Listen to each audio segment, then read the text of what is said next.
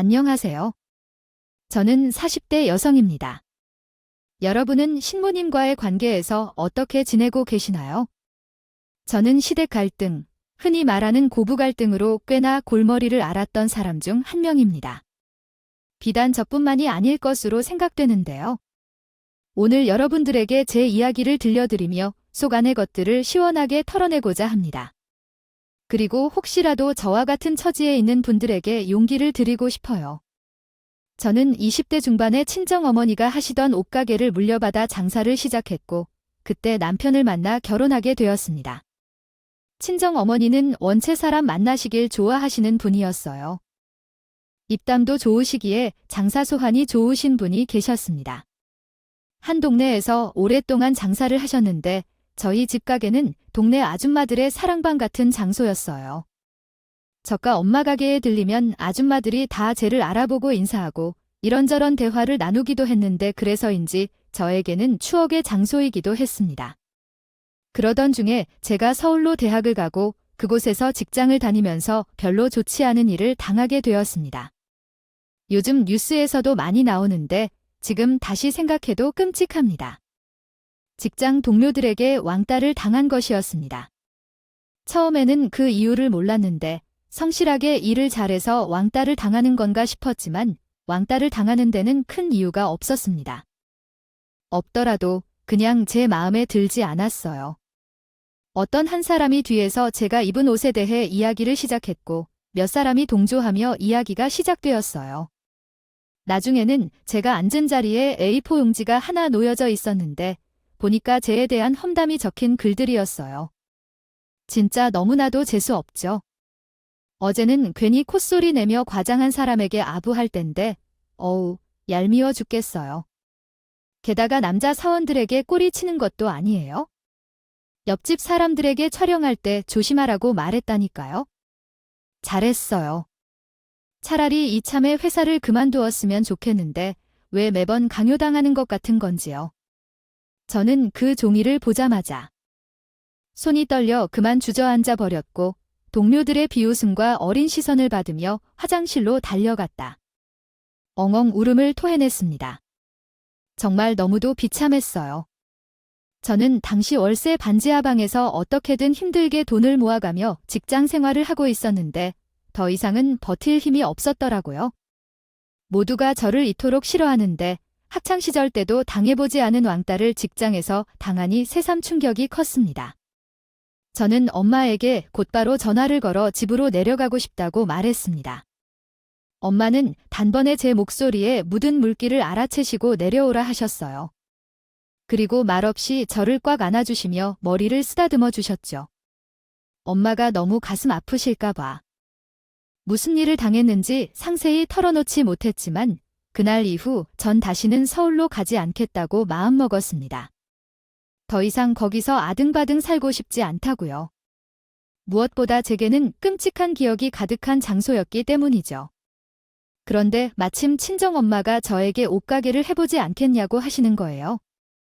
엄마는 앞으로 2호점을 내려고 하고 있는데 장사가 요즘 잘 돼서 지금까지는 원래 하던 여길 믿고 맡길 사람이 없어서 내가 했지만 이젠 체련이 내가 있으니까 우리 딸이 해보면 어떨까 싶은데 내가 이 일을 할 수 있을까 의구심이 들었지만 엄마의 응원과 격려를 받아서 정말 할 수 있겠다는 생각이 들었어요.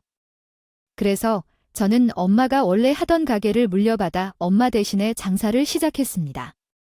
오래된 단골 손님들이 저를 알고 있기 때문에 저를 좋아하셔서 저를 주축으로 다시 한번 이웃들의 사랑방이 만들어졌어요. 물론 가게 매출을 높이기 위해서도 열심히 일했습니다. 엄마로부터 잘했다는 인정을 받고 싶었고 노를 끼치고 싶지 않았거든요. 다행히 대학교 때 몇몇 옷 브랜드에서 아르바이트를 한 경험이 예상외로 많은 도움이 되었죠. 그렇게 안정된 방향으로 가게를 이끌고 있을 때 어느덧 30이 되면서 주변 단골 손님들이 자꾸 남자를 소개시켜 주려고 해요. 주신다고 하더라고요. 나이도 찼는데 얼른 만날 사람은 만나야지. 안 그럼 다 채 간다고. 글쎄요. 저는 아직 일이 더 좋아서 만날 사람은 자연스럽게 만나지 않을까요? 어머, 그런 게 어딨어. 요즘은 여자들이 먼저 대시를 해야지. 대시란 단어가 맞지? 아무튼 이렇게 이쁘고 허리도 늘씬한데 맨날 늙은 우리 얼굴만 보고 파는 거 불쌍해 죽겠어. 얼른 만나. 우리 교회에 괜찮은 집사님이 한 명 있거든. 그분 아들인데 얼굴 좀 봐봐. 호리호리하게 생긴 게 괜찮지 않아? 그렇게 급기야 호들갑스럽게 한 손님의 권유로 남자를 만나게 되었는데요. 단골 손님 아줌마의 교회 친구의 아들이었어요. 오랜만에 소개팅하여 떨리기도 하고 초조하기도 했지만 만나서 이야기를 나누니 동네 친구처럼 편안한 느낌이었어요. 같은 동네에 살기로 한다면 친구로 지내도 좋겠다 생각하고 있었지만 상대방은 다른 생각이었나 봐요. 사귀자며 결혼 상대로 진지하게 만나고 싶다고 말하여 놀랐습니다. 한 번 더 그 사람을 살펴보게 되었어요. 문득 친정 엄마께서 한 말이 떠올랐어요. 남자는 무엇보다 항상 진중하고 무게감 있는 남자가 최고야. 아빠같이 가벼운 것보다는 진중한 사람이 좋은데. 남자보다는 뭐든 사내 대장부 같게 과묵하고 행동파인 남자가 최고예요.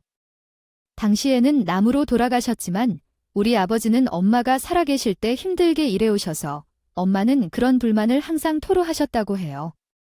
엄마의 영향을 받아서인지 저도 말이 별로 많지 않은 남자를 선호했는데 여러 번 만나본 후에 그는 제 이상형에 꽤 맞다는 것을 느꼈어요.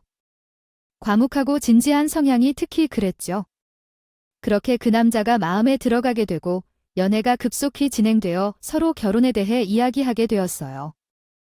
연애할 때는 남편이나 시어머니에게도 별 문제가 없었는데 놀랍게도 모든 문제는 결혼 후에 나타나기 시작했어요. 다만요. 연애하면서도 시어머니가 자꾸 우리 연애에 참견하는 경향이 있었어요. 예를 들면 남편에게 빨리 들어오라고 재촉한다던가 우리가 데이트를 하고 있을 때 같이 끼어서 영화를 보려고 한다던가 하는 식으로 말이죠. 저는 당연히 불편할 수밖에 없었지만 시어머니가 구태여 그러시겠다니 뭐라 할 길이 없었어요. 결혼 후에는 더 극심한 형태로 변했답니다. 우선 시어머니는 처음 저희가 신혼여행에서 돌아온 날부터 저를 앉혀두고 이런 이야기를 했어요. 그 말씀이 너무 당황스러워 다시 되물었어야 했던 게 아직도 기억에 남습니다. 내 아들이 워낙에 선비 같은 구석이 있어서 말이야. 아가, 너도 알겠지만 우리 애는 성정이 순하고 착해서 어디 가서 나쁜 말도 하나 못해. 아름다운 가호글을 주셨네요. 그러나 약간의 수정사항이 있습니다. 다음은 해당 텍스트의 수정사항이 적용된 문장입니다. 내가 쟤 키우면서 얼마나 노심초사했는지 몰라서 저러다 어디서 사기나 당하고 다니는 건 아닐지 그 정도로 순진에 빠진 게 내 아들이야. 근데 너는 장사도 하고 있고 삶이 빠를 거 아니니 그러니 우리 아들 이용해서 먹으려 하지 말고 제 회사만 잘 다니게 해줘, 알았지? 옆에서 시아버지가 그러지 말라고 말려주셨지만 나오면서도 왜 그러시는지 이해가 안 되더라고요. 분명 시어머니는 연애할 때도 나를 아가라고 불러주며 먹고 싶은 게 있으면 언제든 말하라, 편하게 생각하라는 말씀을 해주셨었는데 그런 따뜻한 미소로 다정하게 대해주시던 분인데 얼마만큼 그분의 안색이 변해버리는 건지 이해하기 어렵습니다. 저리 말하시는 것을 이해하지 못했어요. 내가 당신을 어떻게 다룰지 모르겠어. 우리 엄마는 그냥 넘겨듣기로 했던 말이고 난 당신만 있으면 충분하니까. 그런데 우리 아기는 언제 가나요? 나는 가능한 빨리 아이를 가지고 싶은데 남편은 시어머니의 말이 불쾌했다는 사실에 대해 신경 쓰지 않고 계속 아이에 관한 얘기만 했어요. 연애 때부터 남편은 자기는 많은 자식이 있는 집을 좋아한다며 적어도 둘 더 낳고 싶다고 노래를 부르며 말했어요. 어렸을 때 엄마와 아빠가 일하러 나가셔서 혼자 있는 시간이 많았기 때문에 외로웠어요. 형제가 있으면 좋겠다고 생각했는데 나를 제외하고는 아무도 없어서 너무 외롭다는 느낌이었어요. TV가 유일한 친구였다던 남편의 말을 들으면 그게 또 짠해오기도 하며 남편의 심정은 이해는 되지만 사실 저는 아이를 하나 정도 낳아 사랑을 듬뿍 주며 키우는 것이 좋다고 생각했어요. 요즘은 아이를 많이 낳은 추세도 아니잖아요. 들어가는데 돈도 만만치 않고요. 하지만 남편은 신혼집에 들어서자마자 돌연 아이 계획을 세우기 시작했죠. 저도 하나는 낳아야겠다고 생각하긴 했기에 일단은 남편의 계획에 동조하여 부부관계에 열심히 노력하긴 했답니다. 그런데 이상하게 애가 안 생기더라고요. 저희가 그렇게 나이가 많은 것도 아닌데도 불구하고 1년이 지나도록 생기지 않았어요. 그때부터 내신 마음이 초조해지고 이래도 집중이 잘 안 되더라고요. 저희 친정엄마도 저를 늦게 낳으셨고 그래서인지 저로부터 마음 편히 먹어야 좋다고 위로를 해주는데 정작 저는 계속해서 노상인 엄마들이 글만 보며 불안한 마음을 안고 있었습니다. 그러던 어느 날 시어머니가 갑자기 나를 소환했습니다. 이게 왜 아기가 안 들어오냐? 내 아들한테 문제가 있을 리 없고 너한테 문제가 있는 거지? 너 병원에서 뭐래니? 병원에 갔을 건가? 봤을 건가? 어머니는 꼬집어 댔습니다. 여자한테만 문제가 있는 줄 알아야 해. 병원에선 우리 부부 둘 다 이상 없다고 했어. 그거 참 신기해. 그럴 리가 없는데? 내 아들이 쉬면 지금쯤 애를 낳고도 남을 시점인데 다른 병원에서 다시 검진 받아봐야겠다. 그렇게 하면 안 되겠다고 말은 믿을 수 없어. 내가 아는 대로 갈게. 다짜고짜 사람을 불러내어 아이가 왜 안 생기냐고 윽박을 치는 건 황당해.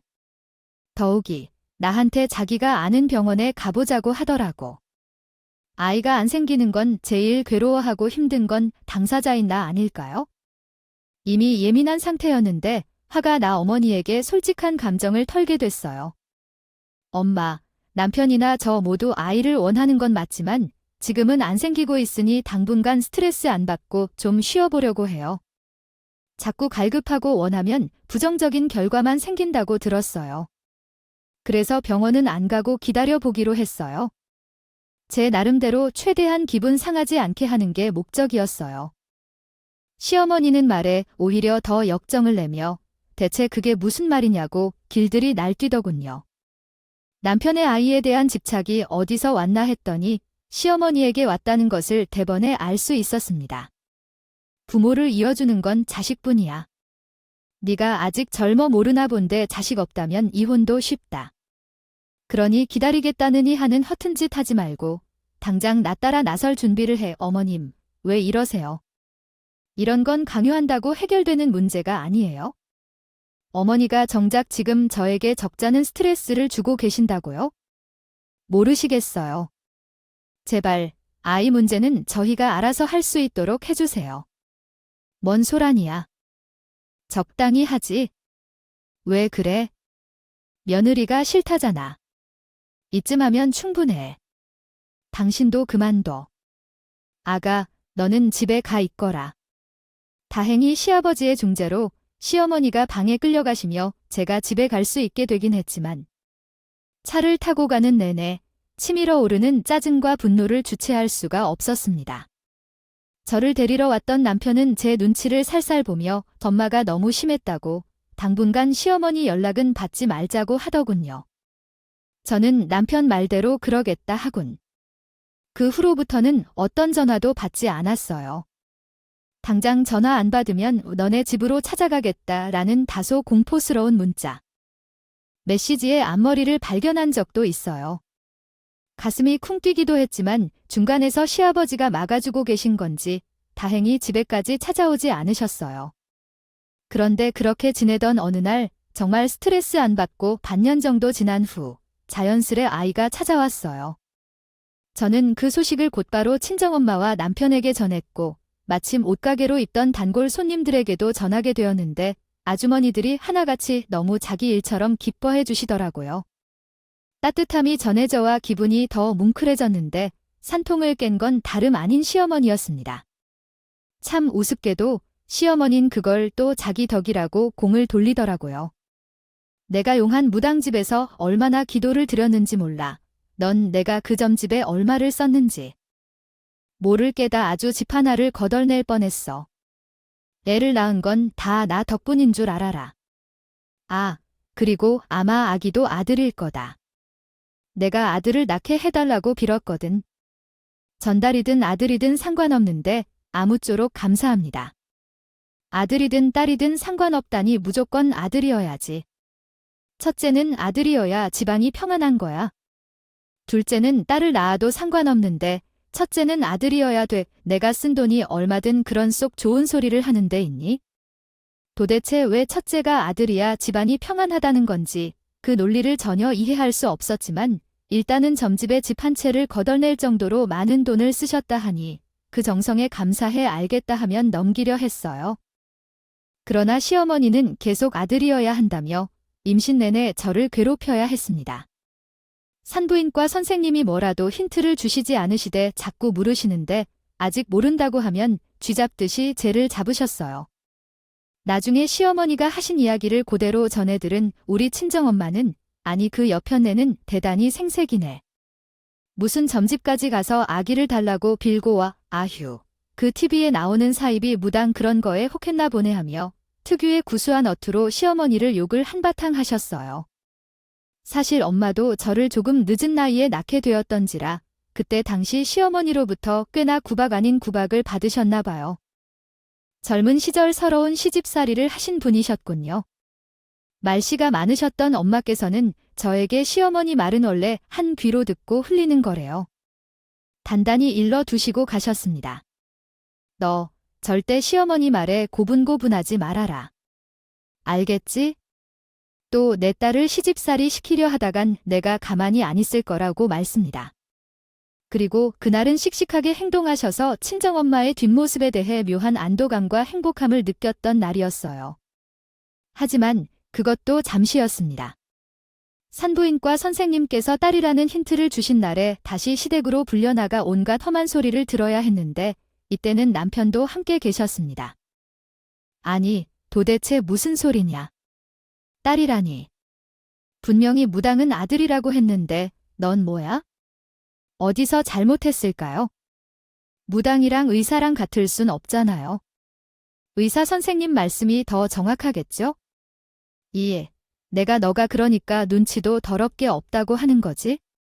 지금 그따위 소리를 할 때냐? 나는 지금 속이 뒤집혀 죽을 것 같은데 우리 소나기 순한 아들 닮은 손자가 아니라 너 닮은 억세하고 든든한 여자애가 나오면 어쩌냐? 말이다. 어머니, 저 닮아서 억세다니요. 제가 언제 그렇게 되새겨 말하거나 행동한 적이 있었나요? 그런 말을 들으니 저도 너무 속상하네요. 아들이건 딸이건 소중하게 키우면 되는 거라고 생각해요. 그러니 이제 그만하세요. 거봐. 말대꾸한다는 것부터가 내가 든든한 기질이라는 거야? 우리 아들처럼. 순종적으로 써보라는 말이 나올 것 같니? 그렇다면 의상이나 헐게하는 내게 내가 무슨 조언이거나 충고를 할 수 있을까? 그런 고상한 말들을 할 수 있을까? 시어머니는 자신의 아들을 순종적이고 단지 착하다고만 생각하는 경향이 있었는데 이는 거의 맹목적인 신념과 다를 바가 없었습니다. 그러나 남편은 결코 그런 성향이 아니었어요. 연애할 때는 하늘에 있는 달이나 별처럼 다정하게 대해주었지만 결혼 후 모든 것이 드러난다고 했잖아요. 신중하고 진중하다고 생각했던 남편은 사실 무심하다고 해도 과언이 아닌 정도로 집안일에는 무관심해 보였어요.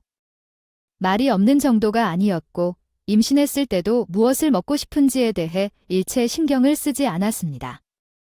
하나 물어보지 않는 사람이었다. 당신은 내가 뭘 먹고 싶은지 묻지도 않아 관심이 없는 거야. 우리가 그토록 기다리던 아기인데 기쁜 내색도 없고 나만 기쁜 것이야. 아니요. 그 한마디가 그것의 끝이었다. 아이를 낳기 전까지 얼른 아이를 낳고 싶다고 말했던 남편이 임신을 하자 돌변하여 변화가 있었어요. 제게는 매우 낯설고 또한 서러웠습니다. 임신 전에는 어디서든 술을 마시고 스트레스를 푸는 게 가능했는데 그것조차 불가능해서 그냥 옷가게 아주머니들과 소소하게 수다 떠는 것으로 마음을 달래야만 했습니다. 하지만 시어머니는 여전히 자기 아들 같은 남자를 잡은 것이 천운이라고 말씀하셨다.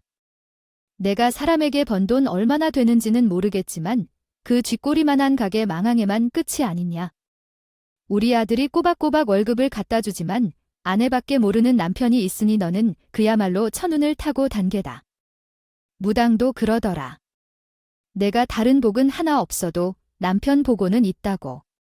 그러니까 너는 지금 내 팔자에 감사해야 한다는 줄 알고 내 남편을 떠받들며 살아라. 하다못해 계집애까지 처대로 받으면 더욱 좋다. 그래야 하는 것이 아내인 도리다. 어느새 제 사주까지 들이미로 보고 온 것인지 그런 모욕적인 말까지 하시는데 그때도 남편은 그냥 옆에서 묵묵히 듣고만 있었어요. 어떻게 이런 사람이 애처가일 수 있을까요? 남편에 대한 배신감도 함께 치솟으려 하는데 다행이네요. 제가 나서기도 전 시아버지께서 먼저 버럭 소리를 지르셨습니다. 당신이 가만히 두고 보려 했는데 며느리한테 왜 이렇게 야박한지요? 딸이든 아들이든 중요한 게 뭐가 있어요? 지금은 옛날 시대가 아니고 자식이라면 다 소중한 거야. 그런 소리로 며느리를 괴롭히거나 혹은 죽이고 말이야. 그건 정말 못된 버릇이에요. 만약 저와 함께 노후까지 함께 살고 싶다면 그 버릇부터 고치세요.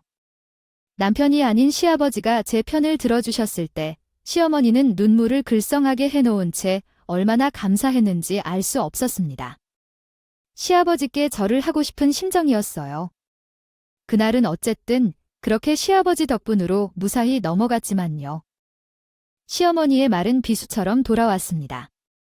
아이를 낳고 나서도 시댁 출입을 최대한 자제해야겠다는 생각까지 들었죠. 그리고 저는 홀로 태교에 집중하게 되었어요. 늘 저보다 나이가 많은 산모들이 아이를 낳은 것을 보면 부러워했었죠. 하지만 아이를 임신하게 되면 세상의 모든 것을 갖게 된 것처럼 느껴지더라고요. 태어날 아이를 생각하며 하루하루 손꼽아 그날만 기다리고 있었어요. 그런데 왜 행복은 그렇게도 일시적일까요? 나의 삶만 그런 걸까요? 혹은 모든 사람의 삶이 그런 것일까요? 조심해야 할 임신 초기를 지나 생각보다 빨리 임신 막달에 다가왔을 때 일이 터지고 만 것이었어요. 제가 배가 한창 불러 있었을 때를 말씀드리고 싶습니다.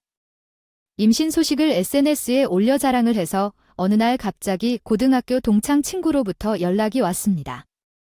고등학교 동창 친구였는데 대학교를 서울로 올라가며 한동안 못 보던 친구였어요. 학창 시절 나름 친했던 친구이기 때문에 먼저 말을 걸어준 것이 반가웠습니다. 일이 끝나고 옷가게 앞에서 만나기로 했어요. 친구는 마침 저와 같은 동네에 살고 있었고 직장도 근처 지역 농협에 다니고 있더라고요. 오랜만에 만난 것도 반가웠고 근처에서 같이 저녁을 먹다가 친구 집까지 찾아가 단둘이 더 지냈습니다. 이야기를 이어가다가 친구가 술에 취해 눈시울이 붓고 충격적인 이야기를 하게 되었다. 최근 남자친구와 헤어졌는데 그 이유가 남자친구가 바람을 피웠다고 했다. 5년 동안 우리가 사귄 동안 그 사람은 다른 여자와 관계를 가지고 있었다는 거야? 그것도 직장 선배와 말이 되냐? 우리 부모님만 아니었으면 어디 가서 목매고 죽고 싶었을 거야. 5년이나 세상에 그런 미친놈이 있니? 친구를 어떻게 위로해 주어야 할지 모르겠어서 열심히 욕을 해주며 이야기를 들어주는 수밖에 없었다. 5년간 상대방을 믿고 의지했는데 배신당할 마음이 너무 크네. 안쓰럽더군요. 그래서 친구가 제가 좋은 남편을 만난 것 같다며 유독 부러워할 때 괜히 멋졌고 민망스러웠습니다. 나중에라도 친구가 저한테 남편과 함께 셋이서 함께 식사를 하자고 하는데 거절할 이유가 없어 그렇다고 했어요. 근데 그 다음 날 바로 문자가 왔어요. 오늘 저녁 시간이 돼서 내가 아는 닭도리탕 맛집이 있는데 우리 여기서 같이 만날까? 응, 같이. 네, 남편 소개해 준다고 했잖아. 친구는 남편을 보고 싶다며 소개해 달라고 하더군요. 왜 이렇게까지 궁금해할까 싶긴 했지만 그때만 해도 전혀 낌새를 눈치채지 못하고 남편에게 전화해요. 셋이 만남을 가졌다. 친구는 남편을 만나자마자 약간 수줍은 얼굴을 했어요. 어색할까 걱정했지만 술이 도움이 되어 분위기가 잘 흘러갔어요. 이상하게 친구가 그날따라 술을 많이 마신다고 해요. 그만 마시라고 자제해도 혼자 병을 돌고 마시다가 어느 순간 눈에 초점도 풀리고 몸을 갖다 대는데 술에 취해서 그랬나 봐요. 남편도 놀라서 얼른 친구를 집에 데려다 주어야 한다고 하더라고요. 나가기 전에 전화해 줄 테니 조금 쉬세요. 너무 피곤해 보여요. 그래도 될까? 사실 얼른 침대에 눕고 싶긴 해. 계속 이렇게 술을 마시는 걸 말리고 하느라 너무 지쳤나 봐. 너무 졸려. 그럼 부탁 좀 할게. 내 친구 집이 여기 근처 아파트 102동 1101호야. 어딘지 알지? 임신해 보신 분들은 아시겠지만 막달이 되면 몸도 여기저기 붓고 수면장애가 있잖아요. 그날따라 에너지를 많이 소비한 것인지 너무 졸리더라고요. 그래서 남편한테 부탁을 하고 전 그대로 누워 뻗어버렸습니다. 근데 잠깐 새벽에 깨서 물을 마시러 갔는데 남편이 없는 걸 보고 화났어요. 분명 친구를 바래다주고 와야 할 시간인데도 집에 오질 않았더라고요. 전화해봤더니 남편은 핸드폰도 꺼져 있더라고요. 결국 너무 걱정이 되어 새벽까지 남편을 기다리다가 오전 7시쯤 연락이 왔습니다. 남편의 말이 웃긴데요. 자기도 모르게 그 친구 집에서 잤다는 거라고요. 뭐라고 거기서 잠을 잤다고요? 아니, 그 여자가 자꾸 나를 붙잡으려고 해서 이대로 가면 자기가 죽을지도 몰라서 무섭고 그래서 어쩔 수 없이 옆에 있다가 나도 모르게 잠들어 버렸어요. 같이 침대에서 잔 건 절대 아니고요. 난 소파에서 잤어요. 당신이 생각하는 그런 건 아니니까 오해하지 마세요. 아니, 지금 그게 말이 되냐고요? 일단 알았으니 집으로 들어와서 얼른. 보통 이해할 수 없습니다. 아무리 해도 취한 셈이지만 친구가 집에서 자고 가라 하거나 남편이 자고 오라고 하는 거 둘 다 했거든. 친구는 그날 우리 집에 와서 청소를 해줬어. 내가 정말 죄송해. 내가 미쳤던 것 같아. 술은 진짜 적대다. 술을 마시니까 내 눈에 문득이라도 보이지 않았던 것 같아.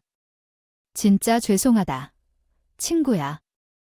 나도 정말 부끄럽고, 그래? 정말 죄송해. 다시는 술은 입에도 안 댈 거야. 친구는 요즘 술에 의존하는 경향이 있었는데, 그날 정신과 약을 많이 먹고 술을 마셨다고 했어. 남편 때문에 상처받은 마음으로 정신과 약까지 복용하고 울었어. 순간 정말 멍청하게도 친구가 좀 안쓰럽게 느껴졌어요. 그래서 친구가 석고대죄하듯 사과하니 그렇게 넘어가 주었어요. 근데 그 이후 남편이 회사에 프로젝트가 생겼다며 야근을 시작했어요. 저는 출산날을 받아놓고 있었는데 언제 아이가 태어날지 몰라 산부인과에 내진을 받으면서도 긴장 반 설렘 반으로 우리 아이를 기다리고 있었어요. 남편은 주말에도 회사에 출근했고 아쉽긴 했지만 아이가 태어난 후에 남편도 외벌이를 해야 하고 그러니 회사에서 잘 보여야 한다고 하니 오히려 안쓰러워하며 주머니에 간식 같은 걸 챙겨주곤 했습니다. 그러던 어느 날 친구에게서 연락이 왔는데 그 친구는 앞서 말한 고등학교생이었습니다. 동창 친구를 알고 있는 친구였어요. 셋이 함께 동창회 느낌으로 만난 적도 있었고요. 하지만 남쪽 복숭아에게 대뜸 남편에 대한 이야기를 시작하는 것이었습니다. 저기, 이걸 내가 말해야 할지 그래도 될지 모르겠는데 정인의 남편이 술집에 함께 있는 걸 봤어요. 하지만 아무래도 분위기가 좀 수상해서 말이죠. 내 남편이 그럴 리가, 그때만 해도 믿을 수가 없어서 제 눈으로 직접 확인해 봐야겠다고 생각했어요. 그래서 남편이 나의 내비게이션 기록부터 뒤지기 시작했는데 거기엔 아무런 기록이 없더라고요. 마치 일부러 다 지운 것처럼요. 더 불길한 예감이 들어 결국에는 다음 날 남편이 회사를 끝내고 있는 때쯤 그 앞에서 기다리고 있었죠. 차를 타고 뒤따라갔습니다. 결국 나는 거기에서 무너지고 말았습니다. 남편이 차가 어느 어둑한 골목으로 들어가는데 그곳에서 고등학교 동창 친구를 태우더니 곧바로 숙박업소로 향하더라고요. 둘이 손을 잡고 그 안으로 당당히 걸어가는데 그 모습을 보며 억장이 무너져 내렸습니다. 임신한 와이프를 두고 어떻게 저런 바람을 필 수 있다는 말인가요? 너무 큰 충격에 잠도 이루지 못하고 울기만 했습니다. 이러다 뱃속에 있는 아이를 잃을까봐 겁이 날 정도였어요. 남편이 들어오자 분노를 담아 짐 가방을 챙겨 내던졌습니다. 이 인간은 끝까지 발뺌할 생각이었는지요. 미쳤냐고 물었다. 폭발할 것 같은 분노를 겨우겨우 참았다. 다 알고 있다고 하자 남편은 꿀 먹은 벙어리가 되었다. 갑자기 무릎을 꿇었다. 여보, 내가 정말 미쳤어. 내가 미친 놈이었어. 난 당신 없이 못 살아 이 대신으로 말했다. 순간적으로 내가 눈이 돌았던 거야. 그리고 걔가 먼저 날 꼬셨어. 진짜야. 멍청한 남편은 바람을 피우고 여자가 먼저 꼬셨다고 하면 용서가 되는 줄 알았겠지만 남편은 친구가 그랬던 것처럼 제게 똑같이 빌었다. 하지만 저는 더 이상 대꾸하지 않고 짐가방을 현관문 밖으로 내던졌다. 그리고 이혼 서류를 작성해 보내겠다고 말했다. 그렇게 나는 말도 안 되는 비극을 겪고 친정어머니에게 달려가 이 일을 털어놓다가 의연하지 못해서 그만 오니 제 신세가 너무 비참해서요. 그러자 어머니도 딸의 가슴에 대 결혼 생활로 고통받게 한 남편을 용서 못한다며 당장의 남편을 찾아가 머리끄댕이를 잡아버렸어요. 그런데 그때 엄지였대요. 아, 나 이거 살인이래. 엄마, 끝없이 이러다 우리 아들 죽겠어요. 도대체 왜 이렇게까지 하세요? 좀 진정하시고 말로 하세요. 말로, 며느라가 너 뭐하니? 무식한 아줌마 말리지 말고 하자. 어머니는 좀 말릴 생각이 없는데요. 제가 왜 말려야 하는데요? 뭐야, 이게 어디? 되버려진 소리가 가만히 작다리고 있을 때 우리 아들이 바람 피웠다는 증거가 있습니다. 너, 증거는 확실하고 이 난리를 치냐? 말이야. 지금 어머님 아드님이 가만히 그대로 머리털을 쥐어잡혀 비명을 지르고 있는 것이 그 증거 아닌가요? 아니라면 말을 했을 텐데요. 어머님이야말로 상황을 파악해주세요. 이제 그건 시어머니는 제 말에 그제야 꿀먹은 벙어리가 된 것 같습니다. 그러면서도 남편의 머리를 뜯기는 것이 얼마나 가슴에 아픈지 그만하라며 우리 친정엄마까지 손을 물어 뜯으려 하셨어요. 정말 대난장판이었습니다. 나중에 시아버지가 들어오시면서 깜짝 놀라 엄마와 시어머니를 내놓으셨는데 모든 일을 알고 계셨던 건지 할 말이 없다며 남편의 뺨을 세게 후려치셨고 우리 엄마와 저에게도 사과를 했습니다. 집안에는 적어도 한 분 정도는 경우를 아시는 분이 계셨던 것이 다행했죠. 정말 죄송합니다. 제 아들의 잘못으로 인해 이런 상처를 드려서 죄송합니다. 이런 일이 벌어진 건 모두 제가 아들을 잘못 키워서 그랬습니다. 아들아, 너에게 할 말이 없는 걸까? 미안하다. 내가 어떤 결정을 내리든 우리는 다 따를 거니까 미안하다. 당신도 빨리 사과하라. 사부인한테. 엄마는 시어머니의 사과를 받아주었지만 눈에 띌 정도로 분노를 감추기 어려웠습니다. 엄마 입장에서도 용납할 수 없는 상황이었죠. 엄마와 전화를 망설이고 그 집을 나오긴 했지만 집으로 돌아가는 동안 둘 다 눈물을 참느라 힘겹게 숨을 쉬며 왔습니다. 그 후에는 남편 없이 친정 엄마와 함께 있었어요. 병원에서 출산을 했습니다. 진통이 길어지자 엄마는 저를 붙들고 울지도 못하시고 그저 제가 잘못될까 아이가 잘못될까 전전긍긍하셨는데 내게 엄마란 존재 자체가 있다는 게 그 끔찍한 고통 속에서도 위안이 되더라고요. 그리고 상통을 겪고 태어난 아이가 큰 위안이 되었어요. 남편과는 끝난 인연이지만 이 아이는 내 아이고 어떻게든 내가 잘 키워야겠다고 생각했어요. 가끔씩 문득문득 일어나는 악몽처럼 남편과 친구가 함께 있었던 그 장면만 생각하면 자다가도 소리를 지르고 싶을 정도로 배신감에 부들부들 떨렸지만 다행히 엄마가 계셨습니다. 좋은 생각만 해야 한다 등 넌 이제 한 아이를 책임지는 엄마야? 더 이상 너만 생각할 수 있는 시기는 지나간 내 자식 새끼 위해서 힘든 것도 감내하며 때로는 참을 분도 알면서 묵묵히 살아내야 하는 것이 엄마의 삶이란 거야. 그러니 우리 딸, 이제 좋은 일들만 생각하고 사는 거야? 엄마가 옆에서 많이 도와줄 테니까. 응, 엄마의 주름진 따뜻한 손길은 곧 아이를 키우는 동력이 되었어. 엄마의 도움으로 정신을 차리고 아이의 안전에만 온 힘을 쏟을 수 있었어.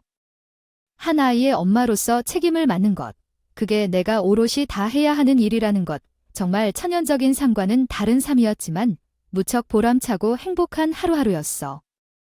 만약 친정엄마가 없었다면 내 삶은 어땠을지, 어떤 어둠 속으로 향했을지 상상도 하기 싫어. 말입니다. 지금도 엄마를 생각하면 그저 미안한 마음과 고마운 마음만 느껴지더군요. 다만 저는 그때 남편과 아직 법적으로 이혼하지 못한 상태였습니다. 말로는 호기심을 끌어 이혼 서류를 제출하겠다고 했지만 아이에게 아빠의 자리를 없애는 것이 마음에 걸리더군요. 그래서 친정엄마의 재촉에도 미루고 또 미루다가 어느 정도 마음이 회복되고 친정엄마가 다시 옷가게를 위해 돌아가야 할 때가 다가왔을 때 갑자기 하늘이 하나를 주었던 것을 다시 빼앗아갔습니다. 갑자기 친정엄마가 쓰러지고 마셔서 매우 갑작스럽게 전봉거린 적이 있습니다. 저는 그 상황에서 아이를 안은 채로 있었습니다. 응급차에 타야 했는데 아무리 엄마를 외쳐도 이미 의식을 잃은 상태였고 병원에 도착하기도 전에 너무 허망하게 숨을 거두셨습니다. 그랬던 건 급성 심근경색이셨기 때문이었습니다. 그때 느낀 그 허망함과 공허감이 떠나지 않았고 유일한 가족인 제가 버텨내야 하는 목숨을 상상을 초월하게 고통스러웠습니다. 평소에 엄마의 지인분들과 함께 엄마의 마지막 길을 진심으로 애도해 주셨지만 엄마가 제 곁에 없다는 사실을 믿을 수 없어서 금방이라도 쓰러질 것 같은 몸을 하고 장례식 내내 물 한 모금을 제대로 마시지 못했습니다. 마지막 날 아주머니가 급하게 종이컵에 물을 가져다 주기도 전에 머리말 떠나는 그날의 기억 딥술 안으로 넣어줄 때 함께 눈물을 흘리시는데 당시에야 제가 엄마가 돌아가셨다는 사실이 실감이 나서 품 안에서 엉엉 울며 말았습니다. 엄마가 떠나시고 나서 아기와 나 혼자 남겨지고 말았는데 친정엄마는 차가운 땅속에 안장하시며 소리 없이 울고 또 울었습니다. 그런데 갑자기 엄마의 유품을 정리하다가 장례식장에서 시어머니와 남편이 엄마의 장례식장을 찾아와 조문했던 것이 기억납니다. 시어머니는 눈물을 글썽이며 제 손을 꼭 쥐어주셨는데 제가 그 손을 조용히 뿌리쳤던 것도 기억납니다. 불편한 기억일 뿐이었기 때문에 단지 잊어버리려고 했던 것뿐입니다. 어쨌든 엄마를 잃은 후에도 계속해서 우리 아기를 위해 살아가야 했기 때문에 어떻게든 생활을 이어나가야 했습니다. 꾸역꾸역 삶을 이어나가게 되었는데요. 당시 엄마가 운영하던 옷가게를 정리하거나 이모에게 넘기거나 둘 중 하나의 방법을 택해야 했는데 아무래도 가게는 엄마의 흔적 같아 정리하기가 무척 망설여지더라고요. 그래서 저는 이모에게 넘기기로 하고 다시 육아에 집중했습니다. 당장 생계비를 벌어야 할 필요도 없이 엄마가 남겨두신 돈이 모두 제게로 넘어와 당분간은 제가 운영하던 옷가게도 이모의 아는 분에게 맡길 수 있었어요. 이모는 제 손을 꼭 잡아주시며 어떻게든 살아야 한다고만 외쳐주셨네요. 그러다 옷가게를 다시 넘겨받은 건 아이가 어린이집에 갈 수 있을 시기가 되었을 때였어요. 어느 정도 커서 나니 다시 사회생활을 시작해야겠다는 생각이 들었습니다. 그리고 마침 집안에서 아이와 둘이만 있다 보니 왠지 모르게 사회성도 잃어버린 느낌이 들어 다시금 일을 하며 활기차고 생생함도 되찾고 싶었습니다. 게다가 엄마가 오래전부터 정성을 다해 일꾼 옷가게를 물려준 것도 있죠. 엄마의 옷가게를 다른 사람에게 계속 맡기는 것보다는 제가 직접 운영하는 것이 옳을 것이라 생각했습니다. 엄마께서 하늘에서 저를 보실 때 좀 더 기쁘실지도 모르겠다고요? 하지만 예상치 못한 사람을 다시 만나게 될 줄은 몰랐습니다. 그로부터 한 달 뒤에 저희 옷가게로 찾아온 시어머니가 대화를 나누시려고 할 수 있겠냐며 조심스럽게 물어보셨습니다. 물음표가 붙은 묻더군요라는 말이 처음에 나옵니다. 그 뒤로 순간 심장이 철렁했습니다. 명제 구조로 시작되는 의식 나열이 있습니다. 한글 구조적으로 문장을 그룹화하고 있는 특정 연결어들을 감안하여 한 문장으로 묶어보겠습니다. 묻더군요. 순간 심장이 철렁했습니다. 특히 그 뒤를 따라온 어딘지 주눅이 들어 보이는 남편을 보니 더욱 그랬어요. 오랜만이구나. 잘 지냈니? 우리 손주도 내가 이 인사가 너무 늦었구나 싶다. 근데 너한테 할 말도 있고 해서 이렇게 용기 내어 찾아왔다. 먼저 사과부터 하고 싶구나. 내가 우리 애가 잘못했을 때 그걸 꾸짖기도 전에 너한테 참 모질었다 싶다. 우리만 생각하느라 행동이 앞서서 생각해보니 나도 후회가 많이 되더구나. 너도 상처가 많았을 텐데 제 걱정해 주시는 거라면 괜찮아요. 저 지금 우리 아이랑 잘 살고 있어요. 엄마를 잃은 상실감에서 회복되지도 못했던 상황에서 다시금 남편과의 아픈 유의 문장은 초기 테스트로 작성된 결과입니다. 문장 구조 및 포맷을 전문적으로 수정하려면 더 많은 수정이 필요할 수 있습니다. 현재 텍스트에 대한 보충 정보가 주어지면 좀 더 정확한 수정이 가능하다는 것을 언제든 알려주세요. 기억을 꺼내들이다가 시어머니를 보니 갑자기 눈앞이 아득해져서 그냥 얼른 이 상황에서 벗어나고 싶어졌어요. 그런데 시어머니는 남편이 나를 그리워한다며 아이에게는 아버지가 필요하지 않겠느냐는 말들을 주변에 주저앉히는데 그 순간 나도 흔들렸어요. 오늘 아침 아이가 다른 아이들은 왜 아빠가 없는데 자기는 없냐고 말했던 그 기억이 불현듯 생각나고 말았거든요. 엄마, 나도 아빠가 있고 싶어라며 가끔씩 아빠를 만나고 싶다고 한 딸아이에게 나는 항상 말을 잃어서 그때 자리를 회피하곤 했는데 그때 마침 제게 다가와서 남편이 무릎을 꿇었답니다.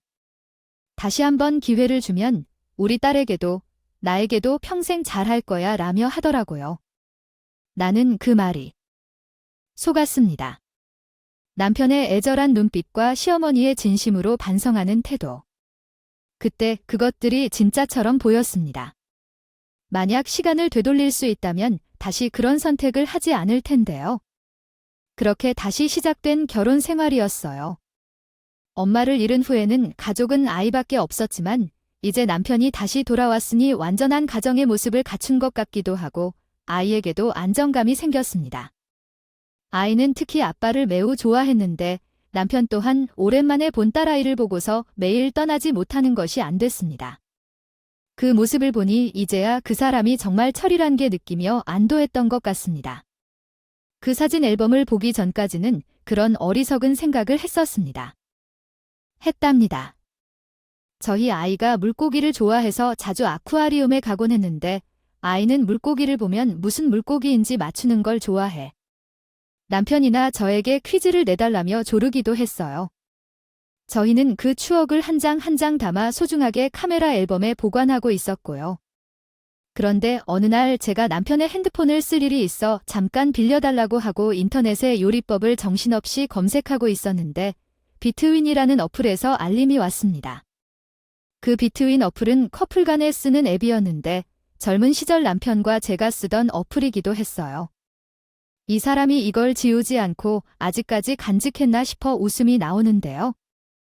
갑자기 사진 몇 장이 올라왔다는 알림이 뜨더니 무심코 그 알림을 클릭했더니 뜻밖에도 아쿠아리움 속에서 다정하게 입을 맞추고 있는 남녀 사진이 나왔어요. 그 사람들은 제 고등학교 친구이자 동창인데 남편과 나였어요. 순간 가슴이 미친 듯이 뛰기 시작했고 머리는 차갑게 식었어요. 급하게 어플을 스크롤하며 다른 사진들을 보니 그 두 사람은 헤어지지 않고 계속해서 제 딸 옆이나 제 뒤에서 사진을 찍는 모습이었어요. 아빠 역할, 남자친구 역할, 남편 역할을 다 충실히 수행하면서 얼마나 바쁘게 살고 있는지 상상도 안 되더라고요. 저는 마치 과호흡을 하게 될 것 같은 가슴을 조여잡고 있었어요.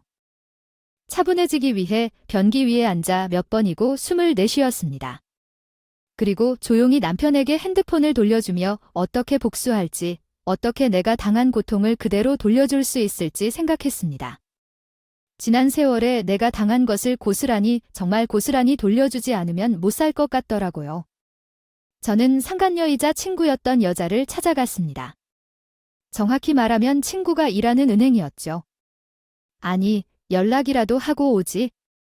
이게 얼마만이니? 얼마만이긴 오랜만이지. 정희야, 너 기억나니? 너 남자친구가 바람펴서 헤어졌다고 징징 짜대며 올 때 그랬지?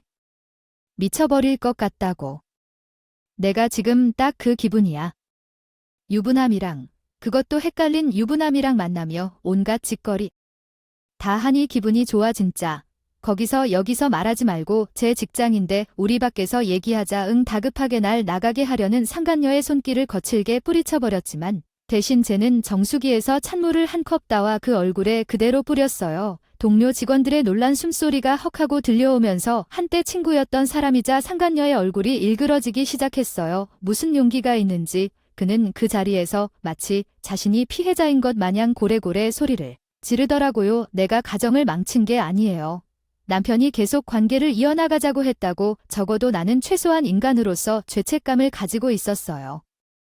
딸도 있고 너에게도 상처를 줬는데 내가 어떻게 쉽게 그렇게 할 수 있었겠죠? 변명 떨쳐버리고 나는 한마디를 프로할 때 컬 또는 강제로 입을 막아갔습니다. 그리고 나는 그동안 나와 남편이 나눈 대화들 사이에 들어있는 지저분한 험담과 내 딸에 대한 이야기까지 미리 캡처해둔 사진들을 모두 뿌려버렸어요. 바닥에 파서 떨어진 이 사진들이 나 앞에 내려왔을 때 상간녀는 경악한 표정을 짓더군요. 반성은 거창한 것은 요구하지 않지만 최소한 마음이 너무 상해져서 이 직장에서 발을 못 붙이지 않길 바라며 전 상간녀를 혼내주고 그렇게 돌아왔어요. 다행스럽게도 남편에게서는 우연히 연락이 왔고 아마도 상간녀에게 무슨 일이 있었는지 겉으로는 다 알고 있던 것 같았습니다. 그런데 이번에는 동정작전을 할 것인지 위협하는 작전을 할 것인지 심각하게 고민했죠. 후자를 선택했지만요. 우리는 딸만 생각해야 하니까 우리 딸이 아버지 없이 자라도록 할 거야. 너 요즘 못 가게도 잘 안 된다며 막말로 나 없이 어떻게 살 건데? 기가 막힘과 동시에 찌질하다는 생각까지 올라왔어요. 동정작전이 통하지 않을 것 같은데 딸아이라도 들먹이려고 했는데 그 밑바닥이 여실히 드러나 너무 역겨웠어요. 이런 인간을 아버지로 받아들였다가 우리 딸의 미래가 어떻게 될지는 불보듯 뻔한 것이었죠. 그제야 모든 게 선명해지는 기분이 들었어요.